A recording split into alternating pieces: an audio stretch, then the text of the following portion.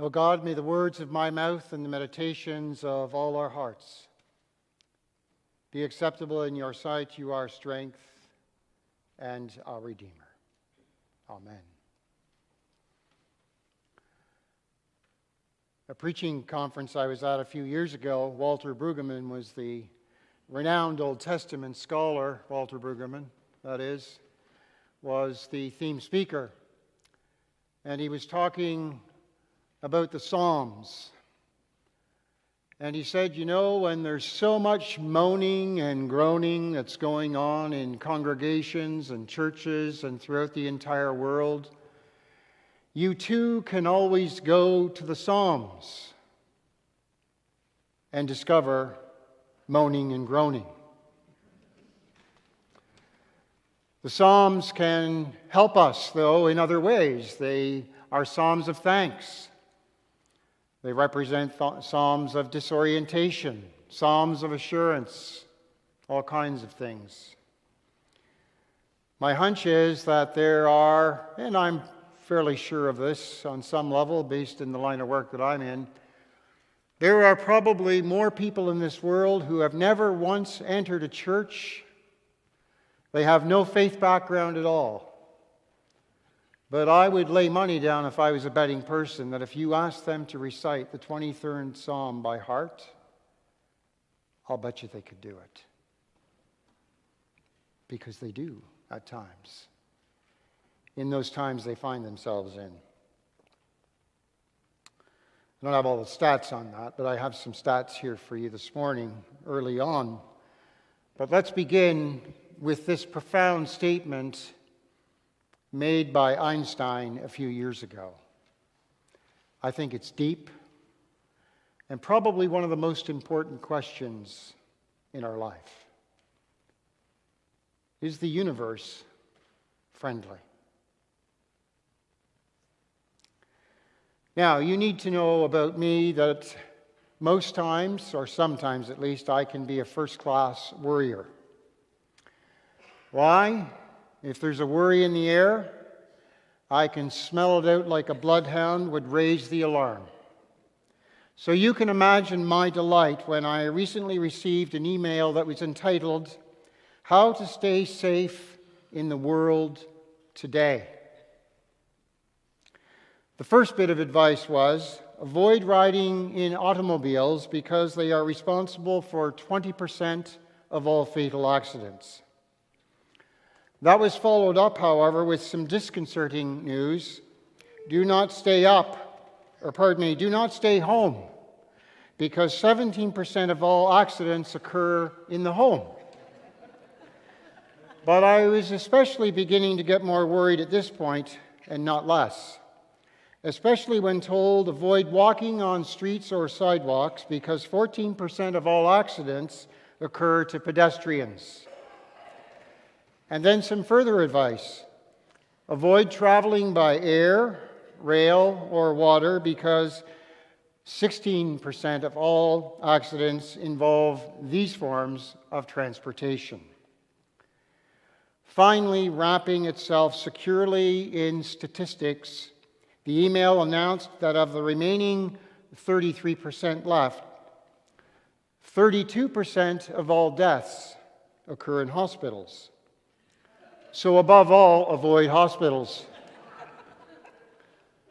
But, and I knew this had to end well, you will be pleased to learn that only 0.001% of all deaths occur in worship services in church.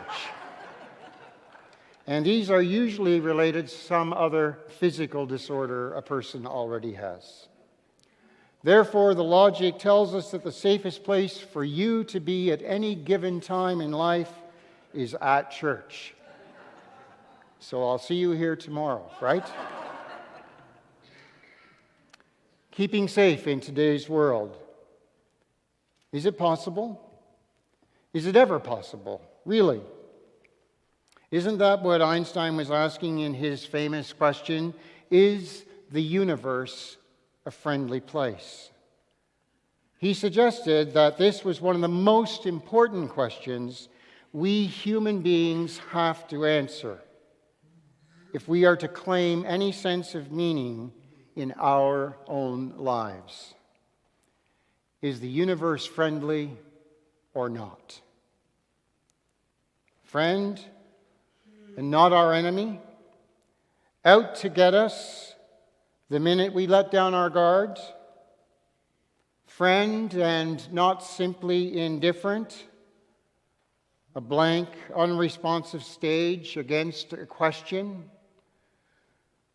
We know that life can be dangerous and unpredictable. And we do know that life is not necessarily fair. A lot of times. Stuff happens. Bad things happen to good people. And we know this usually firsthand. A friendly universe? I was reminded this past week of a passage from an essay written by Thomas Lynch. I wonder if any of you know his stuff. Thomas, he was the undertaker responsible for that great TV program, one of my favorites when it was on the air, 6 Feet Under. I wonder how many of you watched it. He talked on the webcast about how his father's job as an undertaker in a small town had prepared him for worry. He says, "My father had seen in the dead bodies of infants and children and young men and women evidence that the Holy One lived by the laws of nature and obeyed its statutes, however brutal. Kids died of gravity and physics and biology and natural selection. Car wrecks and measles and knives stuck in toasters, household poisons, guns left loaded, kidnappers, serial killers, burst appendices, bee stings, hard candy chokings, croups untreated." He went on to say, "So whenever I or one of my siblings would ask to go here or there or do this or do that," he said his father's first response was always, "No." And that was because he had just buried someone doing that very thing. A friendly universe? Well, Thomas Lynch's father would seem to live with some serious doubts. But it's not just undertakers who live with questions. Even children recognize fairly early on in life that life can be precarious. There's a small book entitled Children's Letters to God. You should read it. Listen, this is one of them from Jane. She says, "Dear God, instead of letting people die and having to make new ones, why don't you just keep the ones that you have now?" Which strikes me as an eminently sensible suggestion. And here's Janet's letter. Who is working from personal experience, it would seem. "Dear God, I wish you would not make it so easy for people to come apart. I had 3 stitches and a shot." And here's one that I would nominate for the Wish It Were So award. "Dear God, you don't have to worry about me. I'm always looking both ways." That was signed by Dean. So this week I started compiling my own set of statistics, and it was a very sobering exercise. The world now has just over 6 billion people. And they all, well, rather I should say we all, because we're part of that group, have to be dead in 100 years, max, simply to make room for a new set of 6 billion. That's a lot of people, isn't it, who have to die every year. It works out to, in my math, something like 60 million. Now, I thought at first that I had erroneously added an extra 0 or 2 in my mathematics to my conclusion, but no, it really is 60 million. That means more than 1 million people die on schedule every single week. Friendly universe, or not? This is perhaps the quintessential theological question.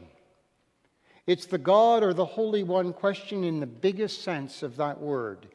Is this life force in the universe with us, for us, against us, could care less, doesn't exist, does, but is indifferent, or is simply just not involved? Now, many theological questions might not seem that important. The old debate about angels dancing on pinheads, but this one is, I think. It's important because it's not just a theoretical question that presumably might have some kind of an answer in some kind of hereafter. No, I think it's important because your answer will shape the way you live your life and your day-to-day existence on earth.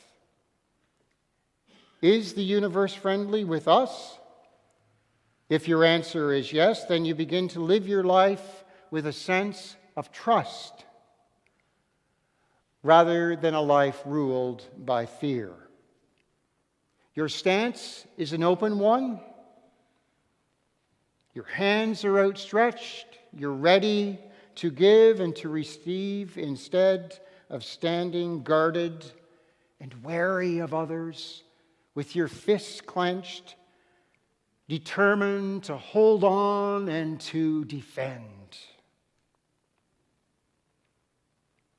You live out of a sense of gratitude instead of resentment, with joy, not necessarily happiness, which comes and goes, but that deep down rooted conviction that we are embraced by the original blessing that we were birthed to be. One of the reasons I'm so drawn to the Bible is the honesty with which it confronts this question. And it does not provide a false Pollyanna, take-all existence. There's an awful lot of forsakenness when you read this thing we call the Bible. A lot of lamenting. As I said, have you ever browsed through the Psalms and realized just how many Psalms of lament you will find? An early version, I would suggest to you, of singing the blues. Take Psalm 22, just for example. You remember how it starts, I bet. My God, why have you forsaken me? Why are you so far from helping me from the words of my groaning? Pretty strong stuff, which is probably why Jesus grabbed on to this psalm while he was dying. I mean, it's impossible to forget that crucifixion plays center stage in our Christian story. No one ever gets out of this adventure alive, not even this one who is known as Jesus. And maybe it's because of this honesty that I am more willing to believe the biblical writers when they talk about faith and hope. When they answer yes to the question, is the universe friendly? Is this life force to be trusted that holds us? Take Psalm 23, just for example. Immediately following that haunting cry of forsakenness, the Lord is my shepherd, I shall not want. Simple and straightforward, no pleading, no cry for help, no questions about it, just an ordinary, everyday affirmation. Whenever I think of the 23rd Psalm, it is so close to memory, I have it by heart, so to speak, because of its being used in just about every single celebration of life service that I have ever done. I often refer to it as a word of hope. And most often, as we are standing together in our sadness and in our grieving at that time, people start to quietly mouth the words themselves. Maybe not sure of all those words, but they know the rhythm, and they are holding on to that promise. Even in the face of death, we trust that the universe is friendly, that there is a larger spirit in life which is indeed with us and blessing us. Again, I suspect that is the honesty that convinces us. There is no question, even in this psalm of reassurance, that we will all be walking through the valley of the shadow of death. For that's what part of life means, ultimately what it means to be human. The promise, though, however, is that God is with us, and it is that which allows us to proclaim, "I will fear no evil." For God, or this life force, has said, "I will be with you always." Bad things will continue to happen to good people, but when they do, we're not alone. Can you trust that? That this Spirit will be with us in the middle of the mess. And that's what will give us the strength to continue on and to cope with what has come our way. And it will take us by the hand and lead us back out into our sunlight. The great theologian and sermon writer Barbara Brown Taylor, I like how she uses a wonderful image to convey her conviction that the universe is a friendly place and that the Holy One is with us. It's the image of a safety net. I share with you now what she says. Suddenly, when you feel that you are falling and falling over the cliff edge, you know that nightmare in the middle of your dreams? Falling so far, so deep, in despair, in pain and grief, yet haven't even hit the bottom of the valley of the shadows. Well, it is exactly then that you discover a safety net. That the love of God holds you and that will not fail you. The only trick, however, is that sometimes the safety net comes after death, as it did for Jesus. Sometimes the net comes after death. And that's what faith is all about. End of quote. Now the facts, they can't really answer the important questions of our lives, can they? These God questions. They take us only so far, and then there's that leap of faith and of hope and of trust. So I share with you the story of a woman I know. Her name was Jerry, and she had nursed her mother during the last months of a hard death by cancer. Jerry and her sister ensured that their mother could die at home with the help of palliative care and medication with nurses as a final and last gift. They found it hard to hold on to the good memories of her mother, the laughing times at the summer cottage, a grandmother's delight in her grandchildren. Instead, they were haunted with the images from those last days and the pain, and therefore the questions. It was several months after the funeral service that Jerry woke up from an incredible dream that she describes. You know the kind, don't you? They wake you up in the middle of the night and there's no forgetting what they're saying to you. Well, this was one of those kinds of dreams for Jerry.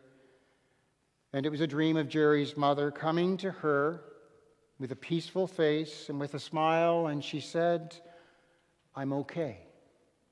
It's all right." "Sure," Jerry says, "it was only a dream, I suppose." but my faith was filled, and the images of forsakenness faded away. Now, yes, for Jerry, this was painful, but shaded now with a presence and a sense of reassurance that the world is far bigger than you or I can ever imagine. Her mother was okay, and that was enough of a promise for her to climb out of her valley. You and I can never control what happens to us in life, or can we take the reasonable precautions, and with any luck, we'll make it to our promised whatever number of years. But you never know when the valleys of the shadows will suddenly open right in front of you, and you will go stumbling down. You can't control what life brings, but you can control how we respond. When the rivers and the fires arrive, how will you respond?